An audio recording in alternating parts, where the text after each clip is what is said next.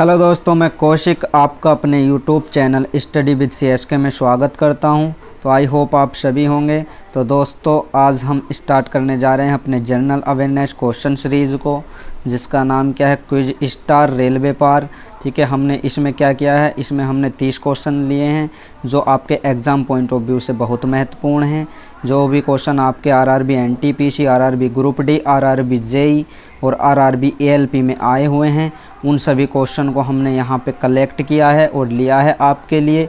तो अब चलते हैं अपने किस पे, जनरल अवेयरनेस क्वेश्चन सीरीज पर। देखते हैं क्वेश्चन क्या क्या बनते हैं, क्या क्या पूछे गए थे। तो चलिए बिना टाइम वेस्ट किए चलते हैं वीडियो पर, और वीडियो को लाइक शेयर करना ना भूलें और साथ में आप कमेंट भी कर सकते हैं। ठीक है, अब आपको क्या करना होगा, ये 30 क्वेश्चन की सीरीज़ लेके आया हूँ मैं। तो आपने जितने भी क्वेश्चन अटैम्प्ट करे हैं, उन क्वेश्चनों के आपके कितने आंसर सही हैं उन्हें आप कमेंट में कमेंट करें। ठीक है, तो चलते हैं अपने वीडियो में। ठीक है, तो स्टार्ट करते हैं अपना पहला क्वेश्चन। तो पहला क्वेश्चन क्या है हमारा, देखो, भारत में कार्यकारी प्रमुख किसे माना जाता है। तो इसका ऑप्शन ए है प्रधानमंत्री, ऑप्शन बी राष्ट्रपति, ऑप्शन सी उच्चतम न्यायालय के मुख्य न्यायाधीश, ऑप्शन डी राज्यपाल। तो इसका राइट आंसर क्या होगा, इसका राइट आंसर होगा ए, भारत में कार्यकारी प्रमुख किसे माना जाता है, प्रधानमंत्री को। ठीक है, अगर मैं राष्ट्रपति की बात करूं तो राष्ट्रपति क्या है, देश का संवैधानिक प्रधान होता है और राष्ट्रपति भारत का प्रथम नागरिक कहलाता है। ठीक है, अब चलते हैं नेक्स्ट क्वेश्चन नंबर 2 पे। तो नेक्स्ट क्वेश्चन क्या कहता है हमारा, कोणार्क मंदिर का निर्माण किसने करवाया था। तो कोणार्क मंदिर का निर्माण किसने करवाया था, ऑप्शन ए राजा कुलोशुंगा ने, ऑप्शन बी नरसिंहदेव प्रथम ने, ऑप्शन सी विष्णुगोपा और ऑप्शन डी महिपाल। तो कोणार्क मंदिर का निर्माण किसने करवाया था, इसका राइट आंसर क्या होगा, ऑप्शन नंबर बी, किसने, नरसिंहदेव प्रथम ने। ठीक है, अब कोणार्क मंदिर में क्या है, सूर्य का निर्माण, और क्या है, ये पुरी के उड़ीसा में स्थित है। कहाँ स्थित है कोणार्क मंदिर, उड़ीसा में। ठीक है, अब चलते हैं नेक्स्ट क्वेश्चन पर। नेक्स्ट क्वेश्चन क्या कहता है हमारा, तो नेक्स्ट क्वेश्चन है हमारा, निम्नलिखित में से एक किसी मृत व्यक्ति का स्मारक नहीं है, तो वो कौन सा है। ऑप्शन नंबर ए Bibi ka Maqbara, option number B Taj Mahal, option number C Char Minar, option number D Itmad-ud-Daulah. तो क्या है इसका राइट आंसर, तो दोस्तों इसका राइट आंसर बनेगा सी, चार मीनार।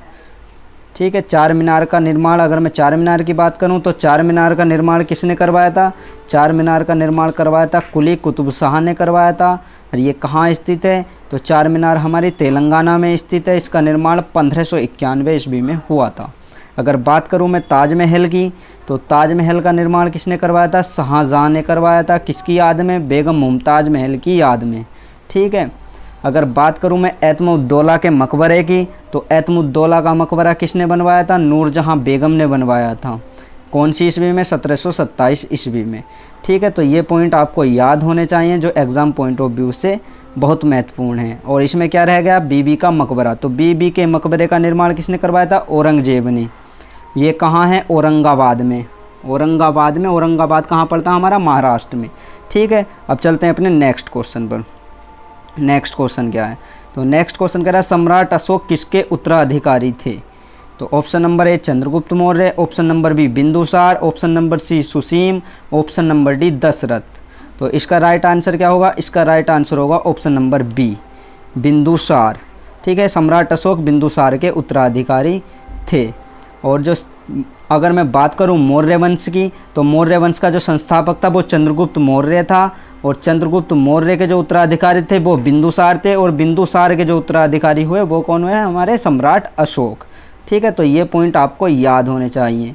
अगर बात करूं मैं चंद्रगुप्त मौर्य के दरबार की, तो चंद्रगुप्त मौर्य का जो प्रधानमंत्री था वो कौन थे, चाणक्य। और चाणक्य को क्या कहा जाता था, चाणक्य को कहा जाता था कौटिल्य या विष्णुगुप्त के नाम से भी जाना जाता था। और चंद्रगुप्त मौर्य के दरबार में कौन रहते थे, एक मेगास्थनीज रहता था, जो क्या था, जो सेल्यूकस निकेटर का राजदूत था। और मेगास्थनीज द्वारा अगर पुस्तक पूछी जाए आपसे, तो मेगास्थनीज ने कौन सी पुस्तक लिखी थी, मेगास्थनीज ने पुस्तक लिखी थी इंडिका। ठीक है, अगर बात करूं मैं मौर्य वंश के अंतिम शासक की, तो मौर्य वंश का अंतिम शासक कौन था, बृहदत्त था। ठीक है, तो हमने क्या जाना, मौर्य वंश के बारे में जाना। ठीक है, अब नेक्स्ट क्वेश्चन क्या पढ़ेंगे हम, नेक्स्ट क्वेश्चन देखो क्या है। नेक्स्ट क्वेश्चन क्या है, पेनिसिलिन का आविष्कार किसने किया था। तो option number A Ian Fleming, option number B Alexander Fleming, option number C Stephen Hawkings, option number D Alexander Graham Bell. तो दोस्तों इसका राइट आंसर क्या होगा? इसका राइट आंसर क्या होगा? इसका राइट आंसर होगा बी, अलेक्जेंडर फ्लेमिंग। तो पेनिसिलिन का जो आविष्कारक हैं वो कौन है? Alexander Fleming. ठीक है। अगर मैं बात करूँ पेनिसिलिन की खोज की, तो पेनिसिलिन की खोज 1928 ईस्वी में हुई थी। अगर यहाँ पे हम क्या है, अलेक्जेंडर ग्राहम बेल की बात करें, तो अलेक्जेंडर ग्राहम बेल ने क्या, माइक्रोफोन का आविष्कार किया था। ठीक है। तो इसका राइट आंसर क्या होगा? B, Alexander Fleming. ठीक है। अब चलते हैं नेक्स्ट क्वेश्चन पर। तो नेक्स्ट क्वेश्चन क्या है हमारा? भारतीय संविधान में पहली बार संशोधन कब किया गया? तो भारतीय संविधान में पहली बार संशोधन कब किया गया? ठीक है। तो ऑप्शन नंबर ए क्या है? 1949, option number B 1951, option number C 1952, option number D 1953। तो इसका राइट आंसर क्या होगा? इसका राइट आंसर होगा 1951, ऑप्शन नंबर बी। ठीक है। और इसमें अगर मैं बात करूं 1951 में जो हमारा संविधान संशोधन हुआ था, तो उसमें क्या जोड़ा गया था? उसमें जोड़ी गई थी नई अनुसूची, 9वीं अनुसूची। ठीक है। कौन सी अनुसूची जोड़ी गई थी? इसमें जोड़ी गई थी 9वीं अनुसूची। अब इस 9वीं अनुसूची में क्या था? इस 9वीं अनुसूची में था स्वतंत्रता, समानता एवं संपत्ति संबंधित मौलिक अधिकारों को लागू किया गया था। ठीक है। अगर मैं बात करूं भारतीय संविधान का, तो भारतीय संविधान हमारा पूर्ण रूप से लागू कब किया गया था? तो भारतीय संविधान हमारा पूर्ण रूप से लागू किया गया था 26 जनवरी 1950 को। अगर बात करूं मैं संविधान सभा की अंतिम बैठक की, तो संविधान सभा की अंतिम बैठक कब हुई थी? वो हुई थी 24 जनवरी 1950 को हुई थी। अगर बात करें हम संविधान संशोधन की प्रक्रिया की, तो संविधान संशोधन के जो प्रावधान है वो दक्षिण अफ्रीका से लिया गया है। तो आपने संविधान के बारे में बहुत इंपॉर्टेंट पॉइंट जाने। अब चलेंगे अपने नेक्स्ट क्वेश्चन पर। तो नेक्स्ट क्वेश्चन क्या है दोस्तों हमारा? नेक्स्ट क्वेश्चन है कुचिपुड़ी नृत्य शैली भारत के किस भाग से है? तो भाई कुचिपुड़ी, ऑप्शन नंबर ए क्या है? Tamil Nadu, option number B Maharashtra, option number C Andhra Pradesh, option number D Orissa. तो इसका राइट आंसर क्या होगा? इसका राइट आंसर होगा सी, यानी कि आंध्र प्रदेश। तो कुचिपुड़ी लोक नृत्य कहाँ का है? आंध्र प्रदेश का। ठीक है। आंध्र प्रदेश का शास्त्रीय नृत्य है।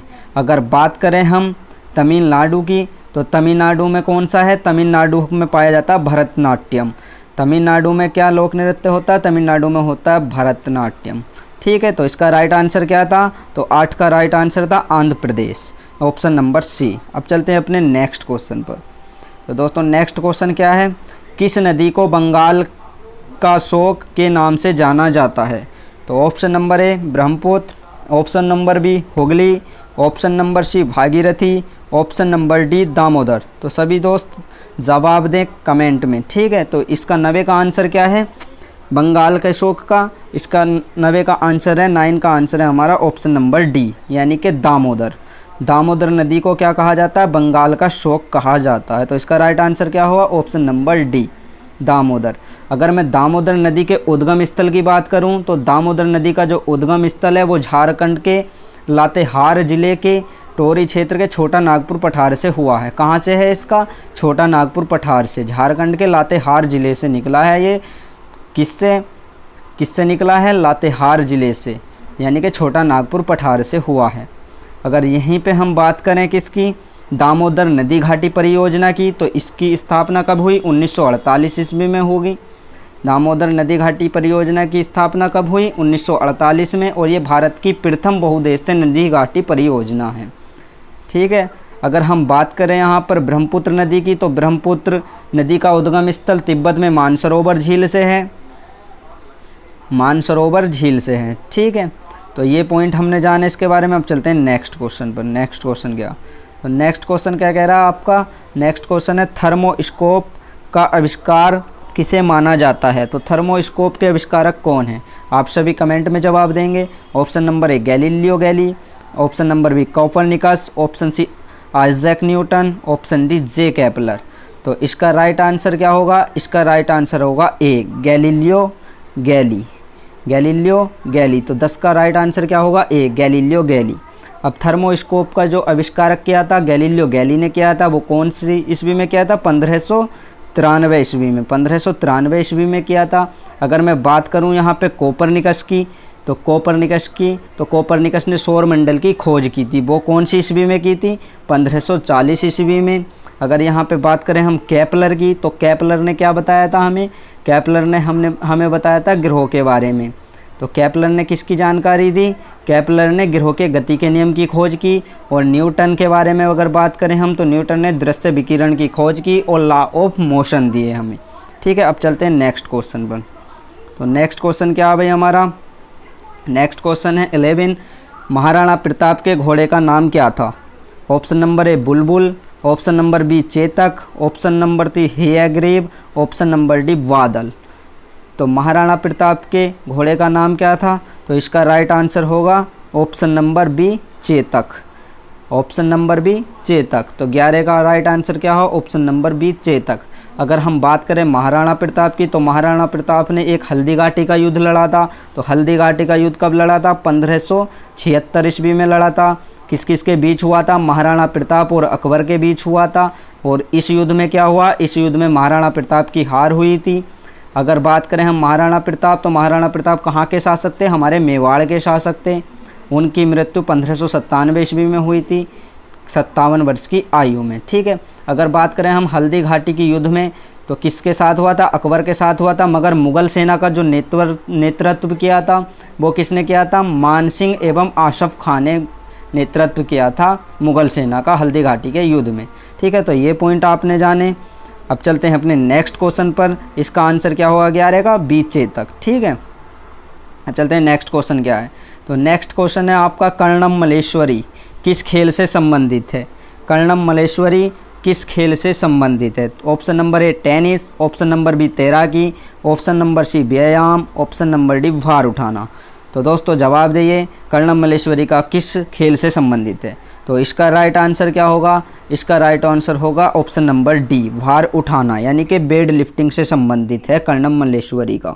ठीक है, अगर कर्णम मल्लेश्वरी की बात करें, तो कर्णम मल्लेश्वरी ओलंपिक में कोई पदक पाने वाली पहली प्रथम भारतीय महिला है और इन्हें कांस्य का पदक मिला था।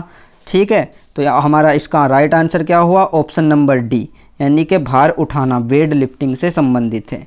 अब चलते हैं अपने नेक्स्ट क्वेश्चन पर। तो नेक्स्ट क्वेश्चन क्या है हमारा? नेक्स्ट क्वेश्चन है, रोलैक्ट एक्ट को किस वर्ष पारित किया गया था?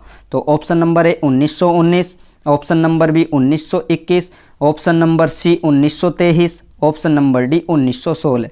तो दोस्तों इसका राइट आंसर क्या होगा? इसका राइट आंसर होगा 1919, यानी कि रोलैक्ट एक्ट हमारा कब पारित हुआ था? 1919 में। अब रोलैक्ट एक्ट की बात करें हम, तो रोलैक्ट एक्ट किसके शासनकाल में पेश हुआ था? तो रोलैक्ट एक्ट हुआ था लॉर्ड चेम्सफोर्ड के शासनकाल में। ये कब हुआ था पारित? 19 मार्च 1919 को। अब रोलैक्ट एक्ट क्यों आया था? क्योंकि आपने जाना होगा 13 अप्रैल 1919 को अमृतसर के जलियांवाला बाग में एक हत्याकांड हुआ था। ठीक है, उस जलियांवाला हत्याकांड की जांच के ही लिए रोलैक्ट एक्ट पारित किया था। और इस एक्ट का क्या माध्यम था? इस एक्ट में क्या हुआ? इस एक्ट में जो भी संदेह व्यक्ति, जिस भी व्यक्ति पर संदेह होता था, तो उस पर मुकदमा चलाए बिना ही गिरफ्तार किया जा सकता था, इसलिए रोलैक्ट एक्ट आया था। और एक पॉइंट और, 19 अक्टूबर 1919 को संपूर्ण देश में खिलाफत दिवस भी मनाया गया था। किसके लिए? जलियांवाला बाग हत्याकांड जो हुआ था इसलिए। ठीक है, अगर बात करूं मैं लॉर्ड चेम्सफोर्ड के शासनकाल में, कांग्रेस का लखनऊ अधिवेशन कब हुआ था? 1916 ईस्वी में। तो 1916 ईस्वी में क्या हुआ था? लॉर्ड चेम्सफोर्ड के शासनकाल में कांग्रेस का लखनऊ अधिवेशन हुआ था। तो ये पॉइंट इस क्वेश्चन से आपको ध्यान रखने जरूरी हैं। चलते हैं अपने नेक्स्ट क्वेश्चन पर। तो नेक्स्ट क्वेश्चन क्या है? नेक्स्ट क्वेश्चन है हमारा, हमारे चंद्रमा का चक्कर लगाने वाला पहला उपग्रह कौन सा था? तो option number A Luna 2, option number B Luna 10, option number C Apollo 10, option number D Apollo 11। तो इसका राइट आंसर क्या होगा? इसका राइट आंसर होगा ऑप्शन नंबर बी लूना 10। तो चंद्रमा का चक्कर लगाने वाला पहला उपग्रह कौन था? लूना 10 था। अगर बात करें हम किसकी, अगर बात करें हम क्या मंगल ग्रह पर पहली बार उतरने वाला अंतरिक्ष यान की, तो वो था मार्स 2। अगर बात करें हम पहला मानव ने कदम जो रखे थे चंद्रमा पर, वो किसी यान से रखे थे? तो वो रखे थे अपोलो 11 से। अपोलो 11 से किसने रखे थे? अपोलो 11 से नील आर्मस्ट्रांग चंद्रमा पर कदम रखने वाले पहले मानव बने। अगर यहाँ पे बात करें हम स्पुतनिक सेकंड की, तो स्पुतनिक सेकंड में अंतरिक्ष में जीवित कुत्ते को, जिसका नाम क्या था? लाइका, उसे पहली बार उपग्रह पे ले जाया गया था। किसमें? स्पुतनिक सेकंड में अंतरिक्ष में जीवित कुत्ते को भेजा गया था, जिसका नाम क्या था? लाइका। तो ये point exam point of view से बहुत महत्वपूर्ण है दोस्तों। मैं आपके लिए हर एक पॉइंट को कलेक्ट करके लेकर आया हूँ और ये हमारी क्वेश्चन सीरीज डेली रात को 9 बजे अपलोड हो जाया करेगी। आप इसमें देखिए, क्योंकि इससे रिलेटेड मैं सारे पॉइंट भी आपको नोट करवाता रहूँगा। तो देखते हैं अपने नेक्स्ट क्वेश्चन पर। नेक्स्ट क्वेश्चन क्या है? तो देखिए नेक्स्ट क्वेश्चन क्या है हमारा। नेक्स्ट क्वेश्चन है, किस बॉक्सर को द रियल डील उपनाम से जाना जाता है? तो option number A Mike Tyson, option number B Muhammad Ali, option number C Evander Holyfield, option number D Joe Louis. तो इसका राइट आंसर क्या होगा? इसका राइट आंसर होगा option number C Evander Holyfield. ठीक है, तो इसका राइट आंसर क्या हुआ? Evander Holyfield. अब चलते हैं अपने नेक्स्ट क्वेश्चन पर। नेक्स्ट क्वेश्चन क्या है? तो देखिए नेक्स्ट क्वेश्चन क्या है हमारा। निम्नलिखित में से किसे मार्स गैस भी कहा जाता है? तो निम्नलिखित में से किसे मार्स गैस भी कहा जाता है? इसका राइट आंसर क्या है? इसमें ऑप्शन क्या दिए हैं? Option number A propane, option number B ethane, option number C methane, option number D butane. तो दोस्तों इसका राइट आंसर क्या होगा? इसका राइट आंसर होगा ऑप्शन नंबर सी मीथेन। तो मार्स गैस को क्या कहा जाता है? मीथेन को मार्स गैस कहा जाता है। अगर बात करें हम मीथेन में, तो मीथेन क्या है? प्राकृतिक गैस का अवयव है। इसमें क्या है? 80% जो है हमारी प्राकृतिक गैस पाई जाती है। अगर यहीं पे हम बात करें ब्यूटेन की, तो ब्यूटेन सिगरेट के लाइटर में प्रयोग होता है। ठीक है, अगर हम बात करें ब्यूटेन और प्रोपेन के मिश्रण की, तो ये प्राकृतिक गैस होती है जो सिलेंडरों में भरी जाती है। ठीक है, तो हमने क्या जाना? हमने इसके बारे में मोस्ट इंपॉर्टेंट पॉइंट जाने। अब चलते हैं अपने नेक्स्ट क्वेश्चन पर। तो नेक्स्ट क्वेश्चन क्या है? ब्रिक्स में अक्सर बी किस देश को प्रदर्शित करता है? तो option number A Bangladesh, option number B Belgium, option number C Brazil, option number D Bahrain. तो ब्रिक्स में अक्सर बी किस देश को प्रदर्शित करता है? तो इसका राइट आंसर क्या होगा? इसका राइट आंसर होगा ब्राज़ील। इसका राइट आंसर क्या होगा? ब्राज़ील। ठीक है, ऑप्शन नंबर सी ब्राज़ील। अब ब्रिक्स की बात करूं, तो ब्रिक्स की जो स्थापना वर्ष 2009 में की गई थी। उस समय मात्र 4 ही देश थे, यानी कि आपका एस नहीं था, ब्रिक के नाम से था, BRIC, ब्रिक के नाम से था, एस नहीं था। तो कौन कौन थे? बी से आपका ब्राज़ील हो गया, आर से रसिया होगा, आई से इंडिया होगा, सी से चाइना हुआ। ठीक है, और साउथ अफ्रीका कब आया? साउथ अफ्रीका जो आपका दक्षिण अफ्रीका है, वो 14 अप्रैल 2011 को ब्रिक्स के तीसरे सम्मेलन में पहली बार शामिल हुआ था। तो इस पॉइंट से हमारे क्या हुए? सभी क्लियर हुए। तो अब चलते हैं हम नेक्स्ट पॉइंट पर। नेक्स्ट पॉइंट क्या है हमारा? तो देखिए नेक्स्ट क्वेश्चन क्या है हमारा। नेक्स्ट क्वेश्चन है अरुणा आसफ अली। नेक्स्ट क्वेश्चन क्या है हमारा? अरुणा आसफ अली को कहाँ भारतीय राष्ट्रीय कांग्रेस का ध्वज फहराने के लिए याद किया जाता है? क्वेश्चन क्या कह रहा है हमारा? अरुणा आसफ अली को कहाँ भारतीय राष्ट्रीय कांग्रेस का ध्वज फहराने के लिए याद किया जाता है? तो इसका राइट आंसर क्या होगा? इसके ऑप्शन देख लें। क्या? असहयोग आंदोलन के द्वारा, सविनय अवज्ञा आंदोलन के दौरान, ऑप्शन नंबर सी स्वराज आंदोलन के दौरान, ऑप्शन नंबर डी भारत छोड़ो आंदोलन के दौरान। तो दोस्तों इसका राइट आंसर क्या होगा? इसका राइट आंसर होगा हमारा क्या? भारत छोड़ो आंदोलन के दौरान। ठीक है, अगर बात करें भारत छोड़ो आंदोलन की, तो भारत छोड़ो आंदोलन कब स्टार्ट हुआ था? ये हुआ था 9 अगस्त 1942 को। ठीक है, कब हुआ था? 9 अगस्त 1942 को हुआ था। और भारत छोड़ो आंदोलन, जो भारत छोड़ो आंदोलन था, इस आंदोलन में गांधी जी ने क्या नारा दिया था? करो या मरो का नारा दिया था। ठीक है, करो या मरो का नारा दिया था। किसने? गांधी जी ने। अब चलते हैं अपने नेक्स्ट क्वेश्चन पर। तो नेक्स्ट क्वेश्चन क्या है हमारा? देखिए नेक्स्ट क्वेश्चन है वास्को डी गामा भारत कब आया था? तो इसका राइट आंसर क्या होगा?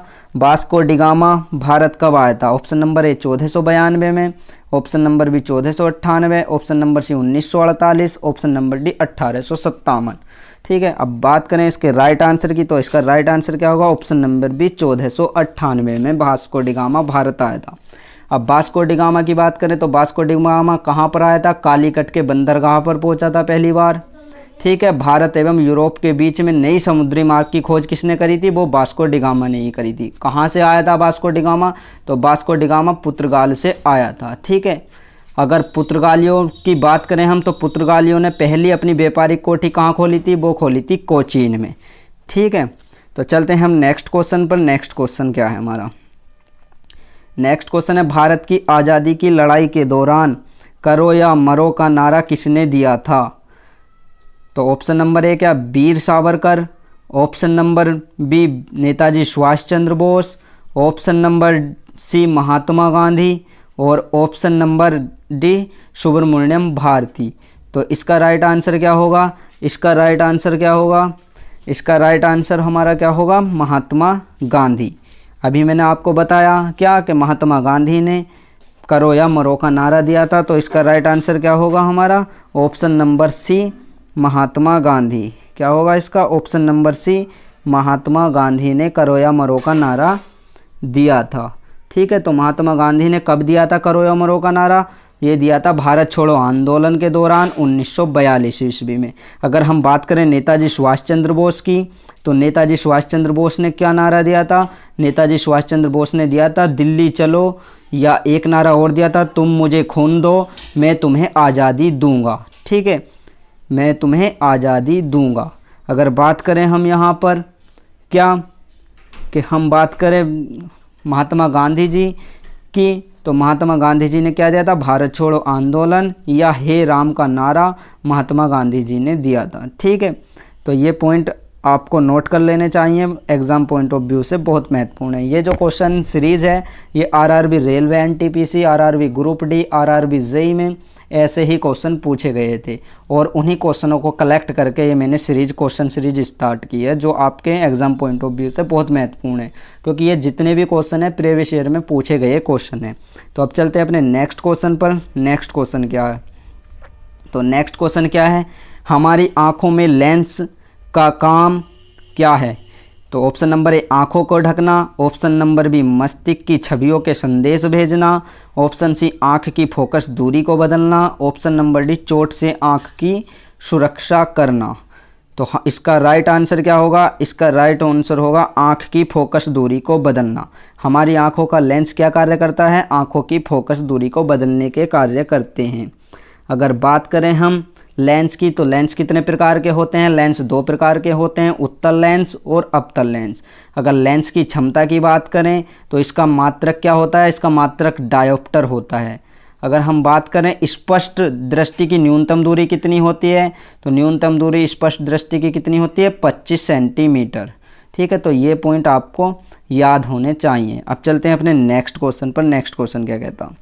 तो नेक्स्ट क्वेश्चन कहता है विश्व क्षय रोग यानी कि टीबी दिवस कब मनाया जाता है? विश्व क्षय रोग टीबी दिवस कब मनाया जाता है? तो इसके ऑप्शन नंबर क्या हैं? ऑप्शन नंबर ए 28 मार्च। ऑप्शन नंबर बी 24 मार्च। ऑप्शन नंबर सी 24 मई और ऑप्शन नंबर डी 28 मई। तो इसका राइट आंसर क्या होगा? इसका राइट आंसर होगा ऑप्शन नंबर बी 24 मार्च। तो विश्व क्षय रोग यानी कि टीबी दिवस कब मनाया जाता है? 24 मार्च को। अगर बात करूं मैं विश्व क्षय रोग की यानी कि कब मनाया जाता है? 24 मार्च को। इसका राइट आंसर क्या हुआ हमारा? 24 मार्च को। अगर बात करें कुछ इंपॉर्टेंट पॉइंट की तो 11 जुलाई को आपको क्या मनाया जाता है? 11 जुलाई को मनाया जाता है विश्व जनसंख्या दिवस। ठीक है, और 2 अक्टूबर को क्या मनाया जाता है? आपका अंतर्राष्ट्रीय अहिंसा दिवस। ठीक है, तो ये आपको मोस्ट इंपॉर्टेंट पॉइंट याद होने चाहिए। अब चलते हैं नेक्स्ट पॉइंट पर। नेक्स्ट क्वेश्चन क्या कहता है हमारा? नेक्स्ट क्वेश्चन कहता है सौर मंडल का सबसे छोटा ग्रह कौन सा है? सौर मंडल का सबसे छोटा ग्रह कौन सा है? तो option number A Pluto, option number B Brihaspati, option number D C Budh और ऑप्शन नंबर डी पृथ्वी। तो इसका राइट आंसर क्या होगा? सौर मंडल का सबसे छोटा ग्रह कौन सा है? इसका राइट आंसर क्या होगा हमारा? तो इसका राइट आंसर देखिए क्या होगा? सौर मंडल का सबसे छोटा ग्रह है हमारा बुध। तो इसका राइट आंसर क्या होगा? ऑप्शन नंबर सी यानी कि बुध। अगर बात करें हम प्लूटो की, तो प्लूटो को बौना ग्रह की संज्ञा दी गई है, और ये कब दी गई है, कौन से सम्मेलन में, संज्ञा प्रयाग सम्मेलन में 2006 में, ठीक है। और इसके बाद बुध सबसे छोटा ग्रह सौरमंडल का बन गया है। अब बुध जो है सूर्य के निकट का ग्रह भी है, बुध जो है सूर्य के सबसे निकट ग्रह है। तो बुध क्या है हमारा, सूर्य के सबसे निकट ग्रह है, ठीक है। अगर हम बुध की सूर्य की परिक्रमा की बात करें तो सबसे कम समय में पूरी करता है। बुध हमारा सूर्य की परिक्रमा जो है वो सबसे कम समय में पूरी करता है। तो ये था आपका बुध से रिलेटेड पॉइंट। अब चलते हैं अपने नेक्स्ट क्वेश्चन पर। नेक्स्ट क्वेश्चन क्या, भारत में सबसे पुराना बांध कौन सा है, भारत में सबसे पुराना बांध कौन सा है। तो इसका राइट आंसर क्या होगा, ऑप्शन नंबर ए क्या है, नागार्जुन सागर बांध, ऑप्शन नंबर बी क्या है, अलमाटी बांध, ऑप्शन नंबर डी सी क्या है, इंदिरा सागर बांध, ऑप्शन नंबर डी क्या है, ग्रेट अनीकट कल्लानाई। तो इसका राइट आंसर क्या होगा, इसका राइट आंसर क्या होगा हमारा, इसका राइट आंसर होगा ऑप्शन नंबर डी, यानी कि सबसे पुराना बांध क्या है हमारा, ग्रेट अनीकट यानी कि कल्लानाई, ठीक है। ऑप्शन नंबर डी इसका राइट आंसर होगा। अगर बात करें हम नागार्जुन सागर बांध की, तो नागार्जुन सागर एवं अलमाटी बांध कहाँ हैं, कृष्णा नदी पर हैं, ठीक है। अगर भाखड़ा नागल बांध की बात करें तो ये भारत का सबसे ऊंची बांध है जो सतलज नदी पर है। भाखड़ा नागला बांध क्या है हमारा, सतलज नदी पर है, सबसे ऊंची बांध है। अगर हीराकुंड की बात करें हम, हीराकुंड बांध सबसे लंबी नदी बांध है और ये कहाँ पर है, महानदी पर।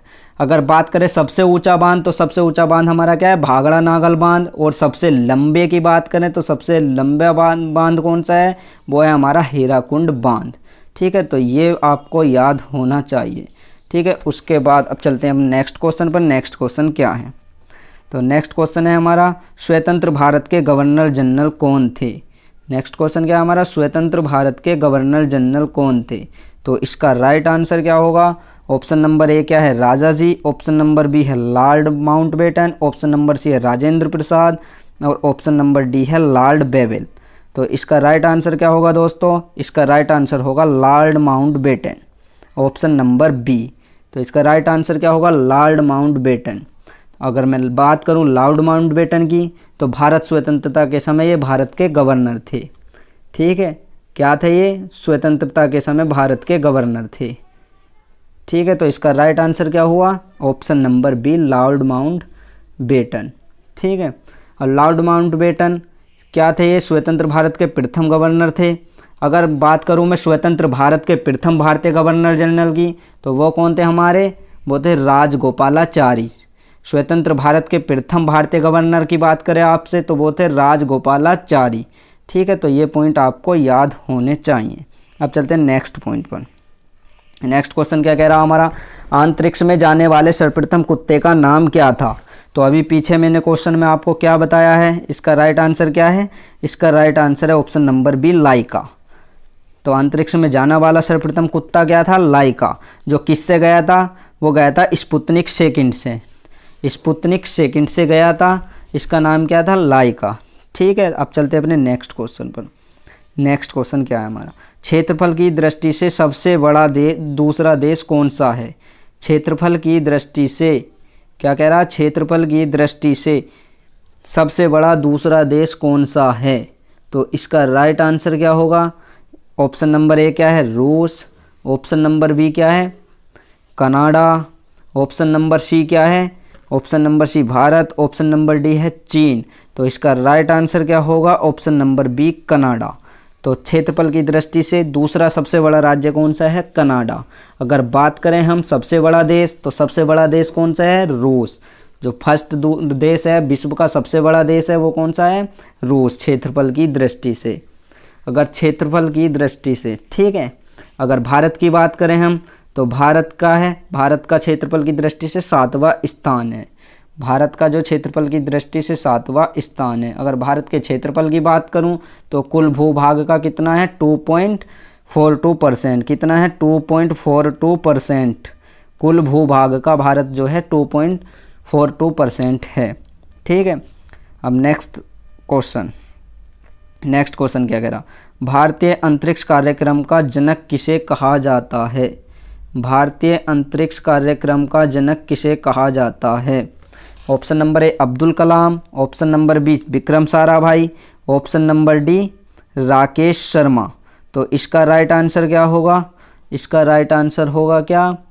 इसका राइट आंसर है हमारा क्या? अब्दुल कलाम, यानी कि ऑप्शन नंबर ए। क्या है इसका right answer? Option number A Abdul Kalam. ठीक है, option number A Abdul Kalam. ठीक है, अब चलते हैं हम नेक्स्ट क्वेश्चन पर। तो नेक्स्ट क्वेश्चन क्या है हमारा? तो देखिए नेक्स्ट क्वेश्चन क्या कह रहा है? भारतीय अंतरिक्ष क्या कह रहा है? International yoga day, international yoga day कब मनाया जाता है? क्या कह रहा है क्वेश्चन? इंटरनेशनल योगा डे कब मनाया जाता है? तो ऑप्शन नंबर ए 21 मार्च, ऑप्शन नंबर बी 21 जून, ऑप्शन नंबर सी 21 सितंबर, ऑप्शन नंबर डी 21 जुलाई। तो दोस्तों इसका राइट आंसर क्या होगा? 21 जून को योगा डे मनाया जाता है।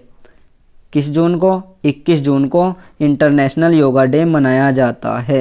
अगर बात करें हम इसकी, तो भारत के जो पीएम हैं नरेंद्र मोदी, उन्होंने पहल पर यूएन ने योगा दिवस घोषित किया था। उनकी भी एक पहल की, उन्होंने पहल की यूएन में जाके, तो यूएन ने इसे क्या किया? यूएन ने इसे योगा दिवस घोषित किया था। अगर बात करें हम 29 जून की, तो 29 जून को राष्ट्रीय सांख्यिकी दिवस मनाया जाता है। ठीक है, अब चलते हैं अपने नेक्स्ट क्वेश्चन पर। नेक्स्ट क्वेश्चन क्या है हमारा? नेक्स्ट क्वेश्चन है लोकसभा के पहले अध्यक्ष, लोकसभा के पहले अध्यक्ष यानी कि स्पीकर कौन थे? ऑप्शन नंबर है GB Mavalankar, option B Sumitra Mahajan, option C S Radhakrishnan, option D Rajendra Prasad. तो इसका राइट आंसर क्या होगा दोस्तों? इसका राइट आंसर क्या होगा? ए, ऑप्शन नंबर ए। इसका राइट आंसर क्या होगा? इसका राइट आंसर होगा ऑप्शन नंबर ए, जीबी मावलंकर। लोकसभा के जो पहले अध्यक्ष थे वो कौन थे? जीबी मावलंकर। ठीक है, अगर प्रथम लोकसभा स्पीकर की बात करें तो जीबी मावलंकर, और इनके प्रति जो है अविश्वास प्रस्ताव भी लाया गया था। ठीक है, अगर हम बात करें प्रथम भारतीय, विट्ठल भाई पटेल जो है केंद्रीय विधानमंडल के स्पीकर रहे हैं। ठीक है, अब चलते हैं नेक्स्ट क्वेश्चन पर। तो नेक्स्ट क्वेश्चन क्या है हमारा? पोलियो के टीके की खोज किसने की थी? पोलियो के टीके की खोज किसने की थी? तो दोस्तों ऑप्शन क्या है हमारा? ऑप्शन है मैडम क्यूरी। ठीक है, option number B John Salk, option number B John Salk, option number C Louis Pasteur, option number D Alexander Fleming. तो इसका राइट आंसर क्या होगा? इसका राइट आंसर क्या होगा? Option number B. इसका राइट आंसर क्या होगा? Option number B, John Salk. ठीक, जॉन साल्क ने क्या की थी? पोलियो के टीके की खोज की थी। ठीक है, अब चलते हैं अपने नेक्स्ट क्वेश्चन पर। तो दोस्तों ये हमारे 30 क्वेश्चन थे जो कंप्लीट हो गए हैं। आई होप आपको समझ में आए होंगे, और मैंने हर एक पॉइंट को डीपली समझाया है। जो जो उससे रिलेटेड पॉइंट थे वो मैंने डीपली समझाए हैं कि इससे कहाँ से क्वेश्चन बन सकते हैं। ठीक है, तो आपने जितने भी क्वेश्चन अटैम्प्ट करें, आपको लगा कि हाँ क्वेश्चन अच्छे थे, तो लाइक कीजिए, शेयर कीजिए और कमेंट कीजिए कि आपके कितने नंबर बने हैं, इसमें से आपने 30 क्वेश्चन में से कितने राइट क्वेश्चन किए हैं। ठीक है, तो दोस्तों इसी के साथ कल मिलेंगे हम इसी टाइम 9 बजे। आपकी ये क्वेश्चन सीरीज स्टार्ट हो गई है, तो रात को 9 PM पर ये क्वेश्चन सीरीज चलती हैं। ठीक है, तो इसमें आप जुड़ जाइएगा और क्वेश्चन को देखिएगा, क्योंकि इस टाइप से ही क्वेश्चन आपके RRB NTPC, RRB railway group D और RRB JEE में पूछे गए थे। तो इन्हीं क्वेश्चनों को बार बार वो रिपीट करता है। तो आई होप आपको समझ में आए होंगे।